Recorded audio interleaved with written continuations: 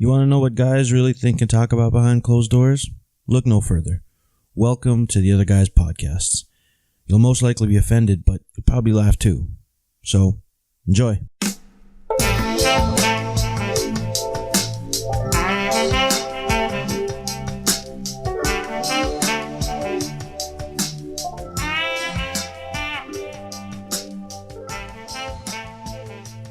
So, welcome to the Other Guys Podcast. This is the Helpline. You got a problem? We're going to help you. We got the answers. We got the qualifications. Nope, we definitely do not have the qualifications. What's that diploma on the wall say? There's no diplomas on the wall. Basically, these are all our opinions. Listeners' discretion. You know, we're going to give you our opinions. You take it or leave it. It's all on you. But, so let's dig into some problems. Kirk, you got a problem? I have a problem from a young lady who posted on yahooanswers.com. Okay. She says, my boyfriend can't keep an erection, ! Question mark. So this goes further in depth. My boyfriend can't keep an erection. He sometimes can't even get hard at all. I confronted him and he says, it's not because of me, but I can't shake the idea that is he doesn't want to hook up with me, but somebody else. While we're still dating, this isn't exactly a good idea to keep going. Pros, cons. Okay. I don't know if a lot of females know this, but sometimes, and it doesn't matter how hot or attractive you are or how long you've been in the relationship, but sometimes it just doesn't work.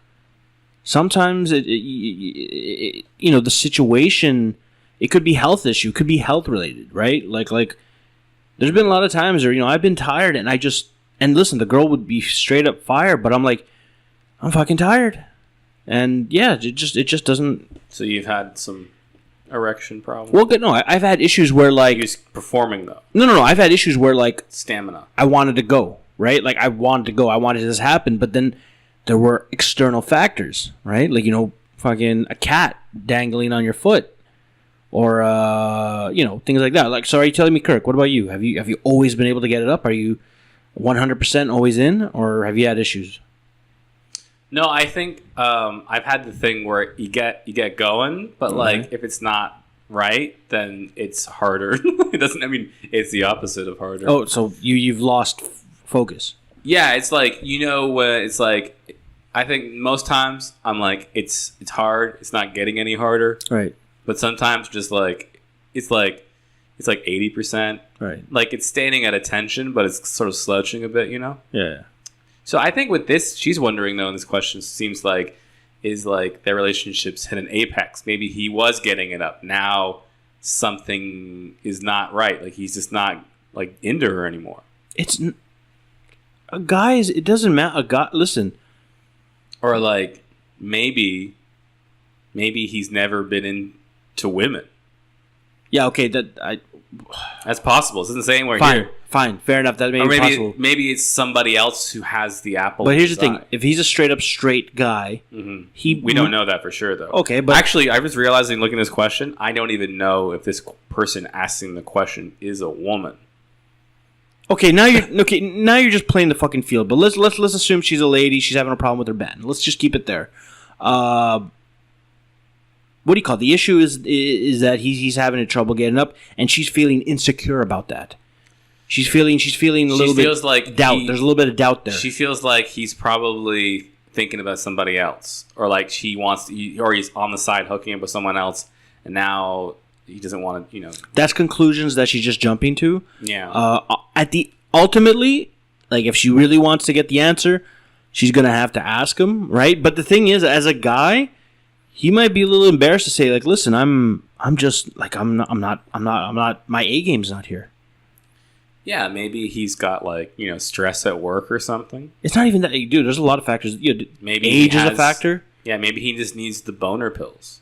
Maybe that's another thing too. Or maybe he's like kind of wanting something in the bedroom that would really get him charged up, and he's maybe too embarrassed to ask for it. Maybe that's it. Maybe he's done with the vanilla sex, and he wants a little bit of he wants that candle wax like rubbed all over him. Maybe he's into that kinky stuff. He wants to get like beaten a bit. You know? Maybe he wants his ass licked. Ass licked. He wants it pegged. Who knows? Maybe, yeah. You know, not from experience though, but I've heard a lot of guys they like that in the Do you like that shit? No, I said not from experience. But would you be interested? I mean, there was this one time, Kevin, where my massager. You've been aware of this, right? Yes. Massager. I was massaging my lower back, and it kind of got close to the old butthole. And yeah, I felt there's something there. Like I could. That's why in that moment I'm like, I see what these people are talking about. This male G spot, because I wasn't even that close to it, and that vibration, because I left it like underneath my glute, right, laying down, and it was taking me places. Mm-hmm. I denied myself though, because I really was in it for the relief from the back pain. Right. So, anyways, how do you think this girl should solve her issue? Or is it his issue? Is it like, well, what's your thought on it? I'm gonna say they need further counseling for sure. So, well, hold on. No. I'm just gonna say there's plenty of options, but I would suggest counseling by the two guys I know, you. So okay. If they call into the podcast, I think we could solve it further on. Right, but before external forces take over, talk to your man. Find out what the issue that he says, and then see if you can solve it. And maybe he just wants you to peg him, and then boom, your problem solved. Mm-hmm. So, anyways, communication first before assumption. That's my little advice there. Communicate first, right? And then peg second. Sure. Anyways, that's what she needs to. Yeah, she should always be aware there's more than one way to.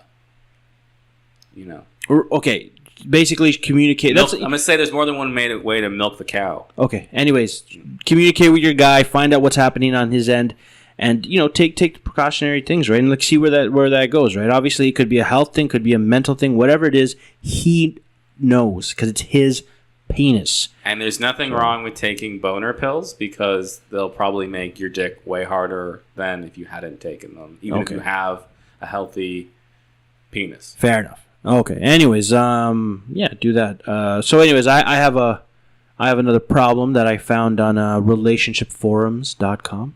Ooh, tell more. So this one's titled "How to Mend / Put a Hold on a Fight Before a Trip." So basically, let me dig into it. So so she says this is the lady. Her name is Witch, apparently, according to this site. Oh, I know where this is going. Anyway, so she's like, okay, short and sweet approach. My boyfriend and I are fighting, and we leave for a trip today. How do you put that fight on hold so you can enjoy your vacation? Is there a way to? He's not talking to me at all right now, and frankly, I really don't want to talk to him. I don't want us to spend the next few days giving each other the silent treatment, but we're going to be around other people and won't have time to work things out. So that's the issue. What do you think? What do you think they got to do? I think they gotta get back to square one. They gotta rekindle that love, and what better time? They're literally leaving for a trip. How do you want them to do that quick? I don't think it has to be that quick, but they should make the effort, because they should be in a position, as long as they're both mature adults. Mm-hmm. You're on vacation. You don't have to cook for yourself. You're sleeping in a hotel. Mm-hmm. Everyone's taking care of you. Right. You're not working. You're just sitting by the pool, buffet, seeing nice sights, beautiful scenery. See, I think that should melt away some of the tension, I would hope. And then maybe the good thing to do in this vacation too, have separate time, away from each other. Okay. It's always a good thing, I think, in that sort of sense. I mean, that's more of a good thing in a sense for couples vacations, I think, when so you don't eventually fight, but if they're already going to fight before, but still, they got to come to the conclusion, I think, that this is the best time to make it work. And if it doesn't work and they keep fighting, then that's a problem. Right. I think before you go on, the absolute thing you have to do is before you go into a vacation is solve the problem. Because if you bring that problem into your vacation, you are going to have a shitty vacation. Oh, sure, yeah. You're going to be a downer for the other person. You're going to be a downer on yourself. Your mind is going to be on that. You're not going to think. And at that point, it's why even go? The problem takes precedent over that. So I think what it comes down to is, even though if you're angry and you don't want to talk to that person, you need to solve it before you go anywhere. So whether that means you take an hour thing, go into the bedroom, lock it, and just fucking hammer it out. You talk, he talk, or whatever, and just at the end of the day, it comes down to communicate. That's honestly one of the biggest problems: communication. Yeah, people make assumptions. People hold their shit in. So I'm saying, let's take it back to the beginning. Try to because if they come to the conclusion that it's not healthy to have this stuff going into the vacation and to not address it. Yeah. Then it's just going to get worse, right? You know how I would personally like to solve this issue? Couples massage therapy? Nope. Angry fight sex. Oh. Think about it. It's like, listen, we got to go to a vacation in a couple of hours. We're solving this shit now. Mm-hmm. Bitch. What if it was like she slept with your brother or something? Oh, well, then that's whatever. But if that's the issue. But, I mean, depending on the severity. But at the end of the day, you have to solve it. Yeah, it's like you insulted her friend or something. Yeah, something like that. Then you'd be like, yeah, and then, just let passion take over, man. Mm-hmm. That's what I would do. And then from there, that vacation is just all... just crazy-ass sex on the beach. Monkey butlers. I don't know where you go to... You don't go to those vacation places that have the monkey that... Where do they have monkey butlers? I think they have them somewhere where the monkey carries your suitcase for you. Right. But I could be wrong. Right. But you go to some of those places. Those places are very exotic. And all kinds of cool stuff happens. Right, fair enough. Anyways, yeah, they just need to dish it out. You need to get into a room and you need to fight it out. But also, if it's don't come out until you solve it. But if it's a good vacation, I think eventually the ice will melt, right? No, because it's going to be, as long as it's in the back of your mind, back of your whatever. You're going to be blind. You're going to have those blinders on. Because it could be hard to solve a big problem right before you go somewhere. But you got to. You got to. And listen, people solve problems by sitting down, isolated, and talking it out. Mm-hmm. That's how it's done. Did you ever see the movie How Stella Got Her Groove Back? Yeah. Yeah. Okay, wow. It takes a bit. If you lose your groove, it takes some time. Right. But then Taye Diggs shows up. Okay. Yeah, watch that movie. But, okay, for this particular couple, though, and for the advice... Do you think they should, fuck other people on the vacation? Would that help? Alleviate some of the tension? At that problem, you're just creating more problems. Well, the love that they never see that person again. They're given, a hall pass. Yeah. I think that would, fix their relationship, sort of? Most people ain't going for that. I would. Yeah. Anyways. That's what they got to do. So your advice is they need to fuck other people. No, this is an option, I'm not, really for sure behind that. No, here's the thing. You got a problem, you need to talk it out. That's it. That's simple. Anyways, that's what I'm saying for them. You got any other problems? I'm gonna look at my my list here. Right. Just so you know, if you're listening to this. Oh, here's one. Okay. Maybe once you. Go on our Facebook and post your problems there. So this lady, she has a problem. She says, "Why does my ex-boyfriend keep changing the date of when he'll pay me money that he owes me?" Oh, that's a very easy one. It's because he just doesn't have the money right now. Really, Kirk? I just can't. Really? Is that what you think? No. Okay. Why do you think he's changing? Let's see if because he's her ex-boyfriend. Okay. He's probably an asshole. He doesn't want to pay her the money. You really think that? I feel he just doesn't want to pay her back. You really think that? Changing it, You really think that that's why he's changing the date, putting off a date? Yeah, well, that's what we do, don't we? We just don't want to do something. We just say, "I'll do it another day." Procrastinate. Yeah, but here's another thing that. Also, the thing I think in this case, it's different if they were still in a relationship. But now that he's the ex-boyfriend, he probably is you. At that point, you don't have the same responsibility. Okay. So if he's well, we're not even dating anymore, he's probably not concerned at all about it. Right. It's probably in his head, he's eventually I'll have to pay her something. Yeah. Or my money back. It's like my parents. Yeah. I'm sure my dad bought me stuff when my parents were together. Okay. But when they got divorced, I don't think he really paid much child support or anything. Okay. So, but he was well, we're divorced, ex-wife, but So No, but I see. The thing is, I think you're thinking of it like from a guy's perspective of like he's just gonna brush it off. But you got to look at it from another point of view of if he got dumped or he got broken up, this postponing something like you're saying this is vengeance? no, it's not vengeance. He's holding out a candle. He's holding. There's a reason for him. You think so? So she'll contact him every month Yeah, and go, "Where's the money? Yeah. Where's the money, Lebowski?" yeah. Hmm. That's another reason why on it. Listen, if you But that's not like that's like when I was a kid, there was like the difference between getting good attention or bad attention. Do you any attention is good attention, whether it's bad or good, because it shows that emotions are still alive. But like, what if she's like, well, what if that like even turns her off even more from this dude? He doesn't give a fuck because it's attention. Oh, he just likes that she calls him. Dude, that's a power trip. He likes that she leaves a voicemail and says, "Oh, yeah. Yeah. So if you have the money, And the angry. Here's the thing. Here, let me clarify something. So, when you end something with a chick or whatever, you know, the proper way to do it is to take all the shit that you have. You know, take all your stuff, create a space where you will never have to see that person again. That's the ideal breakup, right? Right? Don't you think so? Oh, it depends how things end, right? Depends how But, things. but I mean, I don't know about you, but ideally, like when you break up with somebody, you ideally don't want to see them again, right? I mean, I don't know about you and your exes, but if you break up with somebody, do you want to still be friends, or is that what you're into? Or I think I find like whatever happens, even when you try to be friends, there's always like a fade away because you both try, but you realize it's not really. You're a pretty lazy breakup person. No, I mean like it's been a few times where like things or whatever, and then if you feel like at the time you're like fuck that person or they're not good to be around, and then eventually you hang out again, but then as it's friends and you realize that's not really working either. Like you realize well we were dating, we're not really like friends. Right. And it would be hard to change that anyway. Yeah. And then eventually you give up on that because you realize that's not working either. So you're one of those guys that like just, you know, you have a cut and you got a Band-Aid on it and you're just slowly peeling at it. Right? You're not one of those rip it off right away and dump it in the trash.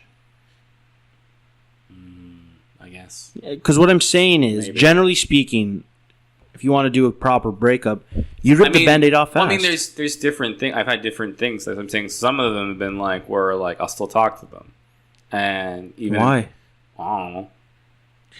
Just like because I want to maintain like being civil about things. But there's other ones where it ends way worse, and you don't ever want to see them. Okay, in those situations, then you just do your best to avoid that person. But like I guess you never grew up in a place that had 70,000 people, did you? No, I lived in Toronto, so a couple million. I feel like maybe my thing is based on small town. Fair enough. Where like you'll see their mom, right? Right. Okay. At the mall, right, you'll go somewhere and see their brother, and you'll see them. Right.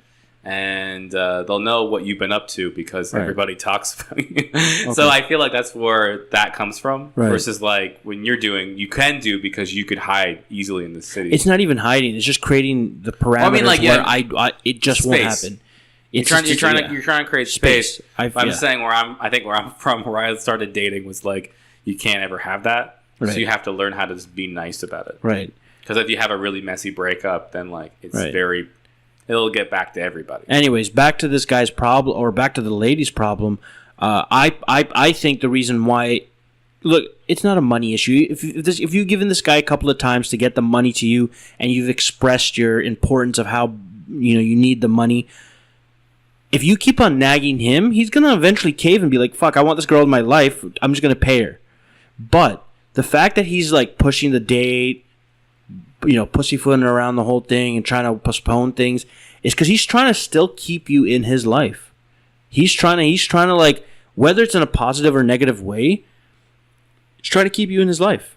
Whether you're that ex that calls every couple of months, nagging for money. I think that every time she leaves a voicemail, he saves it or plays it over again. Oh, probably. Just to hear her voice. Just to hear her voice, man. Yeah. Even if she's angry and passionate. Because here's the thing. The truth is like, people like, if you're angry, if your ex is angry at you, that's bad. No, it isn't. Like, especially if you still want that ex, It's not, because that means that it's still an emotion, right? They have an emotional contact with you. The worst thing, or the sign that it's truly dead, is when an ex literally feels nothing and literally just in emotion, right? So, anyways, Kirk, I know you're from a different point of view. I know you're a small town point of view, but I'm telling you, this move is because he wants to keep that girl in there. Okay. Okay. I'm rooting for him. Wherever you are. What's his name? That was my question.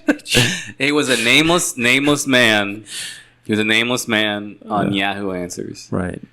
And it's possible that I think also, like in this case, if I didn't answer that or Kev didn't answer that question well enough, I bet you could find this question on there and answer it for yourself, because 7 other people apparently have. But our answer so far was the best and the most in depth, the most caring. And realistically speaking, we'll probably not even get to this person. If you're talking about statistics. Yeah, because there'll be more problems will line up, right? No, I meant like this random person on Yahoo is probably not listening to our podcast. Oh, no, I'm not worried about them. I'm just saying if our listeners want to help throw in their suggestions, they can go on Yahoo Answers and probably probably find this question. What's the username so they can hunt this person down? Skank Hunter 23. Is that really the name? No.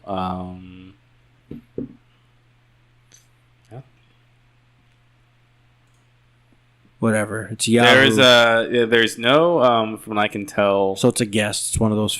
It's just like, I think it's anonymous. Anonymous. So, okay. Anonymous. If you go into your browser, right click, and then put in search, find. Here's some keywords that'll help you. Ex-boyfriend, owes money, bastard. That should help. Yeah, you're literally going to find a lot of matches. Anyways, that's what I think is happening at that situation. He is basically trying to keep her in his life, and she is getting annoyed by it, which actually is working in his favor. So honestly, depending on the monetary amount, if you are cool with letting it go, let it go, because as long as it's still an issue, he's going to be in your life, and you guys are going to be theoretically together. So I think that's why he's doing it, and you just need to forget it and just create space, man. You rip the Band-Aid off. That's my fucking thing. Rip the Band-Aid off. Anyways, I got one more problem. Tell me about it. This is something that actually I think really relates to you. I mean, this theoretically could even be posted by you. I don't know if you go on these forums or not. What's the forum again? Is it on Pornhub? No. This one's actually on www.hipforums.com. Anyways, the title... Is that like hip as in like hip cool, or hip as in like hip joint? I have no idea. But here's the title for this, and you're going to be... this might be you. I don't know. It's cutting out porn and cutting down on masturbation.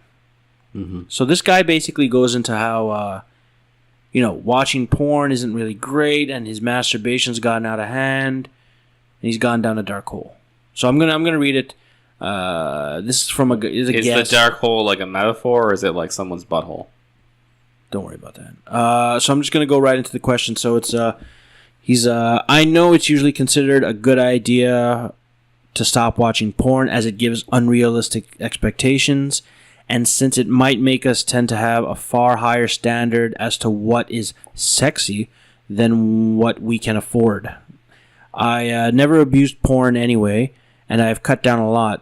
But assuming I'm not going to get any for the foreseeable future, you'd hardly expect me to stop masturbating entirely.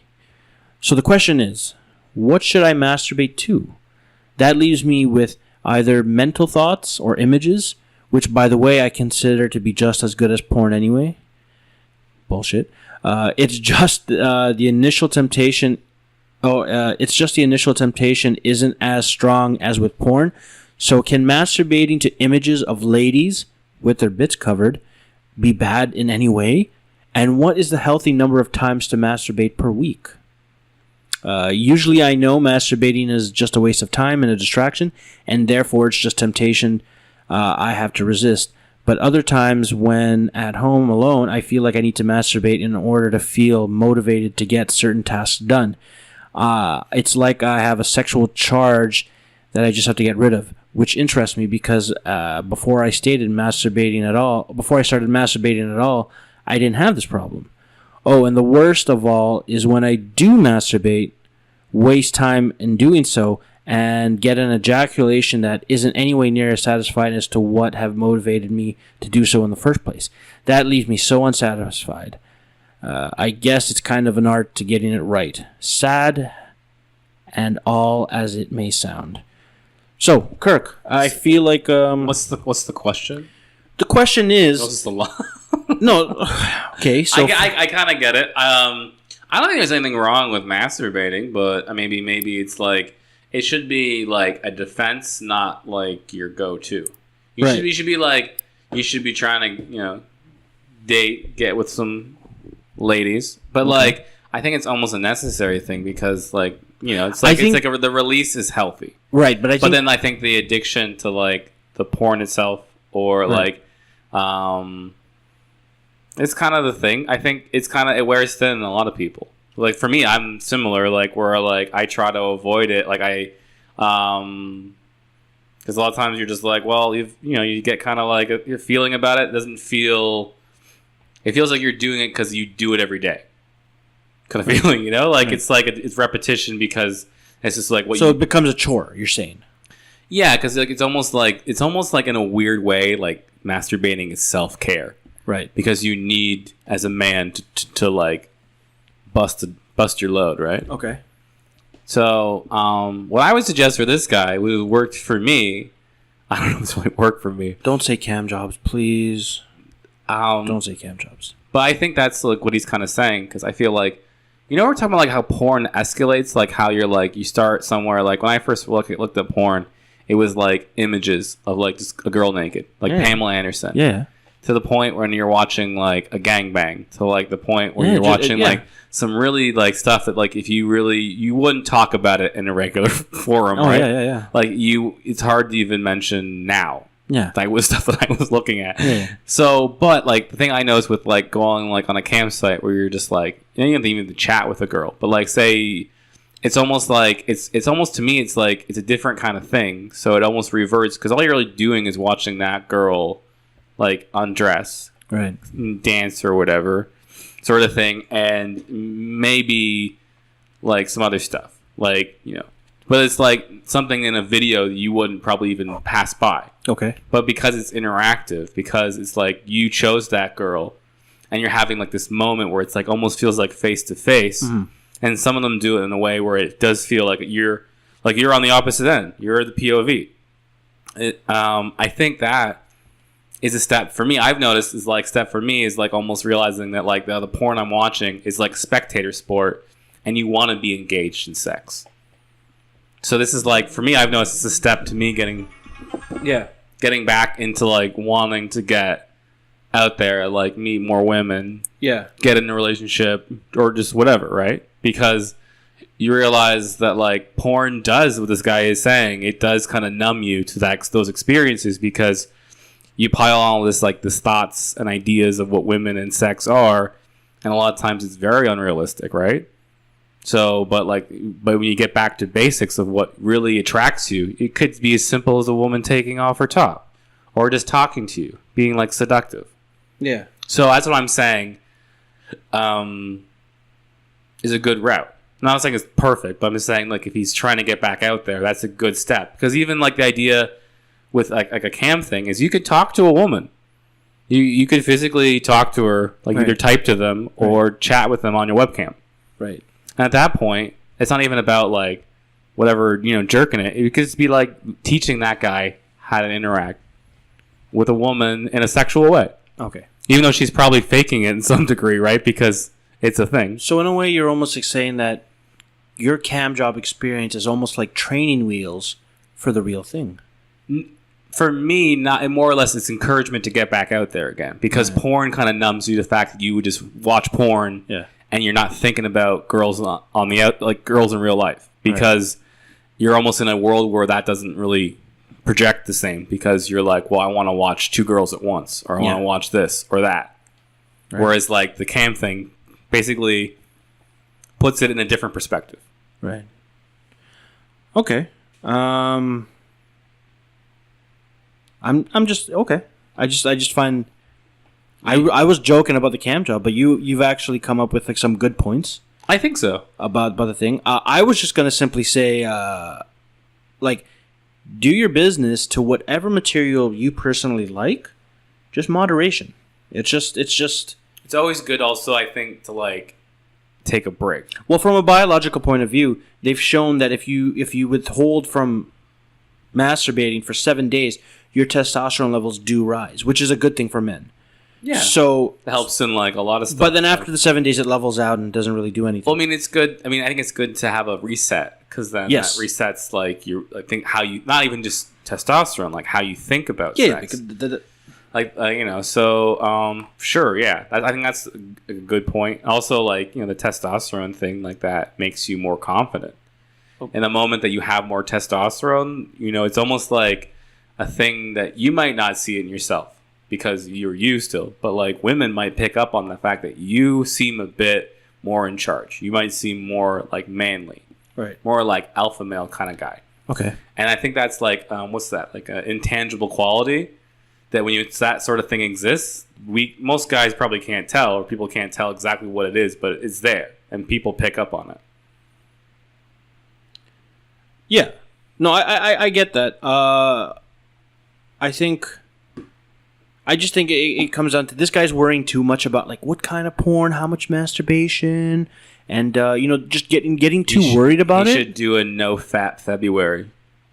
Sure. No. I think February is the shortest month. I of think the he year. needs to stop. Like depending on this guy's age too.